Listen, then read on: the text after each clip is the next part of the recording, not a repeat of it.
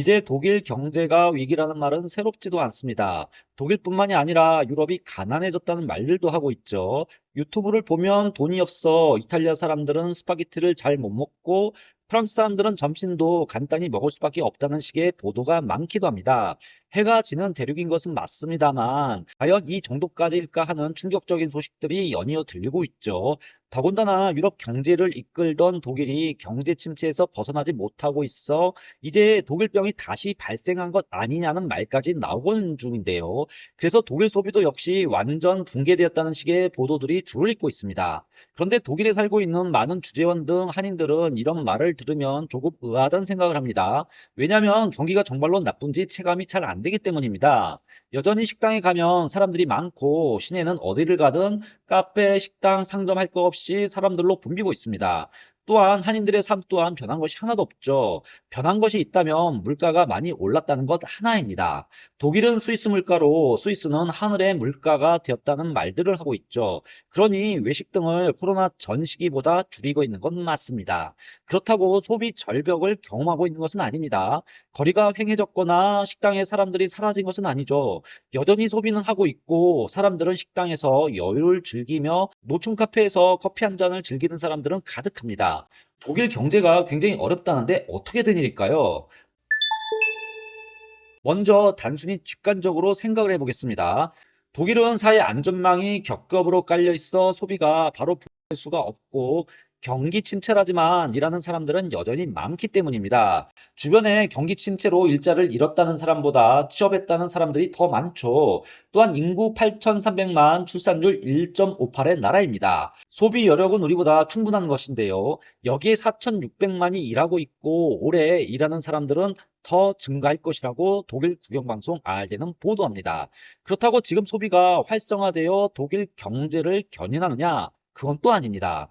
독일 경제가 소비 침체에 빠져 있는 건 틀린 말이 아닙니다. 독일 공영방송 도이치벨레는 2024년 2월 21일 독일 경제가 소비 침체로 성장률을 끌어내리고 있다는 보도를 합니다.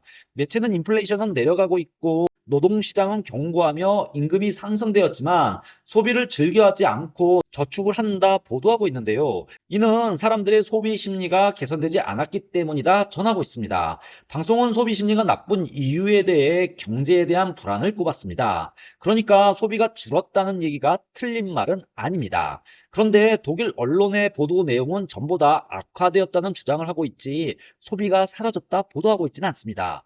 전년 대비 경제 성장률을 올리는데 소비가 충분하지 못하다는 것이죠. 일단 독일 연방정부가 올해 독일 경제 성장률 1.3%에서 0.2%로 낮췄으니 올해도 상황이 개선되지 않을 것은 뻔합니다. 그런 2023년 독일은 얼마나 소비를 했기에 성장을 방해하고 있다 보도하고 있을까요? 독일 통계청에 따르면 독일은 1인 이상의 가구마다 작년 한 해 매월 평균 2,846유로를 소비로 지출했습니다. 독일 가계 소비 지출은 꾸준히 증가해 온 것을 볼 수가 있죠. 이게 어느 정도 수준인지를 알기 위해 잠시 한국과 비교해 보겠습니다. 대한민국 정책 브리핑 플랫폼을 참고했는데요. 한국은 1인 이상 가구 2023년 가구당 월 평균 소비 지출은 279만 2천 원으로 전년 대비 5.8% 증가하였습니다. 소비 목적별 비중을 살펴보면 음식, 숙박 15.3%, 식료품, 비주류, 음료 14.2%, 교통 12.2%, 주거, 수도, 광열 11.8% 순으로 높게 나타났습니다. 독일 가계 지출이 2,846유로 곱하기 1,480원 하면 대략 420만 원 정도가 됩니다. 한국 가구당 소비 지출 280만 원보다 140만 원 많은 건데요. 그 나라 1인당 국민 소득차가 있으니 독일이 우리보다 더 많은 액수를 소비에 지출하는 것은 당연합니다. 일단 명목상으로는 그렇습니다. 그런데 여기서 물가를 조금 생각해 봐야 합니다. 생활 물가가 비싸다면 아무리 많이 소비에 지출했다 해도 같거나 더 적은 편익을 누리니 소비를 더 많이 한다 할 수가 없겠죠. 독일은 선진국이고 소득이 높으니 물가가 비싸다 생각하시겠지만 의외인 경우도 많습니다. 특히 생활 물가가 그렇죠. 이번에는 통계 말고 현장에서 보는 생활 물가, 식료품, 교통비 등을 살펴보겠습니다. 독일에서 가장 비싼 마트 중 하나가 테굿이라는 곳입니다. 물론 헤센주 중심으로만 매장이 있는 곳이긴 한데요. 여기 프랑크푸르트 태국 매장이 돼지고기가 시중에서 제일 비싸다 말할 수 있죠. 100g에 1.29 유로입니다. 정말 비싼 곳입니다. 독일 고가 마트인 삼겹살이 1kg에 11.90 유로, 돼지고기 목살 조금 싼 브랜드가 1kg에 7.13 유로, 뼈 없는 비싼 목살이 1kg에 11.99 유로입니다. 그러니까 돼지고기 1kg 16,500원 정도 하죠.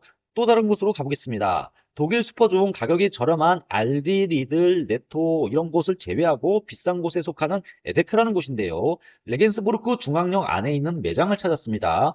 보통 중앙역 안에 있는 곳은 시중보다 좀 더 비싼데 이곳은 어떤지 보겠습니다. 중앙역 안에 있는 곳이라 그런지 고기류는 별로 없습니다. 이미 태국 마트에서 비교했으니 돼지고기는 넘어가겠고요. 유기농 사과가 1kg에 3.99 유로, 유기농 바나나 1kg에 2.99, 유기농 오렌지가 3.49 유로, 초콜릿 우유 1리터가 2.29 유로, 맛있는 티 20개가 들어있는 것이 2.29 유로, 냉동 케이크 10유로에서 15유로 사이고요. 요구르트가 1유로 정도, 냉동 피자 가장 큰 사이즈가 5.79 유로, 스니커즈 초콜릿 5개가 3.5유로 선입니다. 빵에 넣어 먹는 소세지가 2유로 선이고요. 하겐다즈 같은 아이스크림 500g이 7유로 정도 하죠. 조금 싼 독일 브랜드는 4유로 선이었습니다.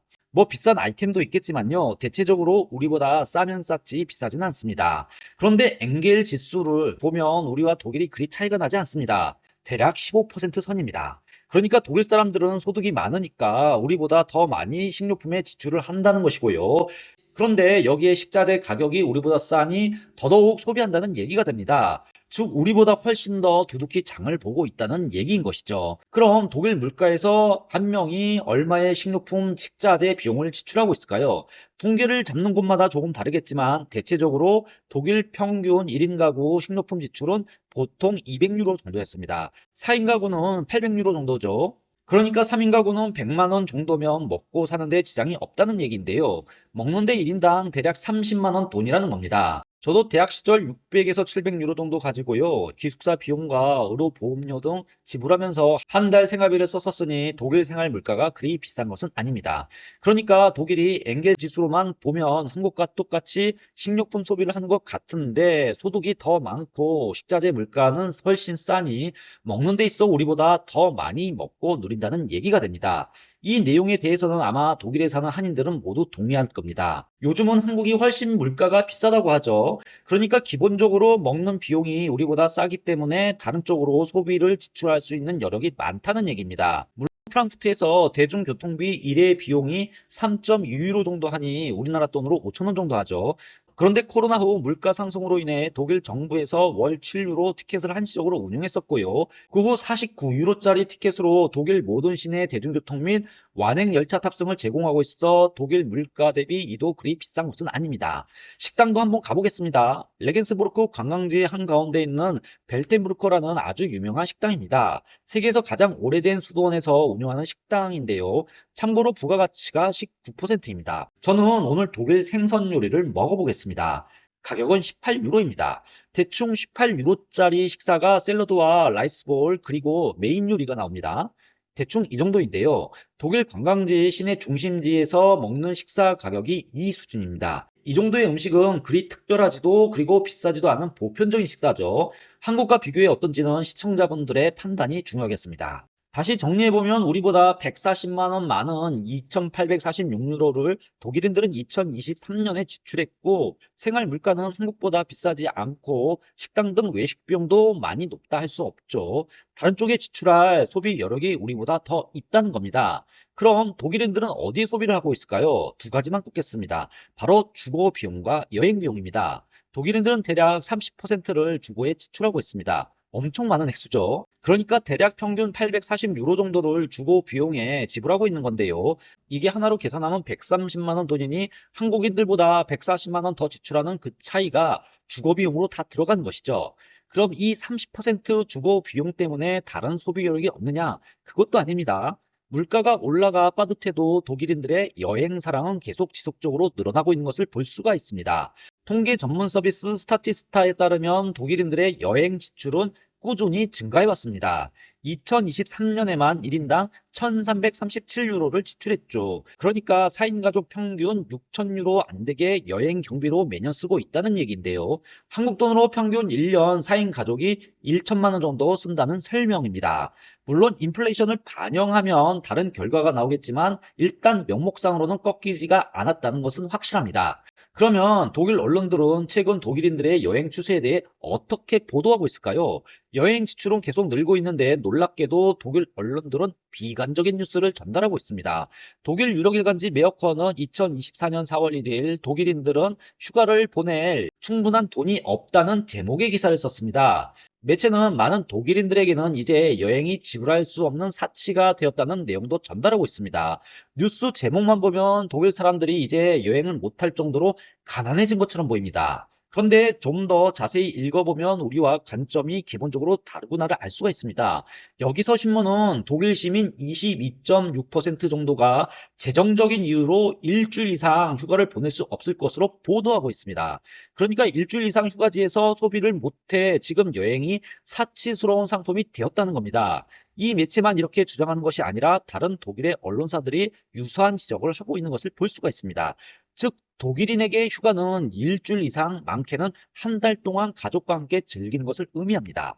여행과 휴가라는 기준이 우리와는 완전히 다른 것이죠. 신문은 여기서 아이를 혼자 키우는 가구 중 43% 정도가 일주일 이상 휴가를 못 즐길 수 있다며 여행에 대한 지출이 어려울 수 있음을 지적하고 있죠. 또한 아이가 없는 가정의 경우 21.1%에서 22%로, 아이가 있는 가정의 경우 23.7%에서 23.5%로 일주일 이상 휴가를 즐기지 못할 것이라고 밝히고도 있습니다.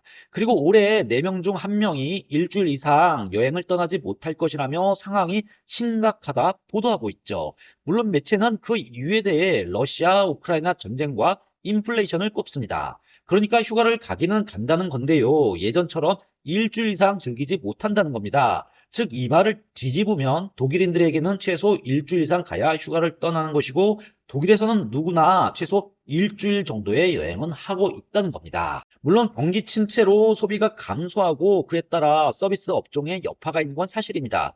그런데 그 충격에도 이 정도 소비는 한다는 것이죠. 이게 성장 0% 국가의 소비 모습입니다. 한국 언론의 보도처럼 돈이 없어 스파게티를 못 사 먹고 여행은 꿈도 꾸지 못하는 그런 정도가 아닙니다. 엄청 큰일이 난 것 같은 독일 언론사의 보도를 문자 그대로 전달하면 가난해져 버린 유럽이 부각되지만 컨텍스트를 보면 얘기가 조금 달라집니다. 지금까지 독일어 신문을 읽어준 남자 독신남이었습니다.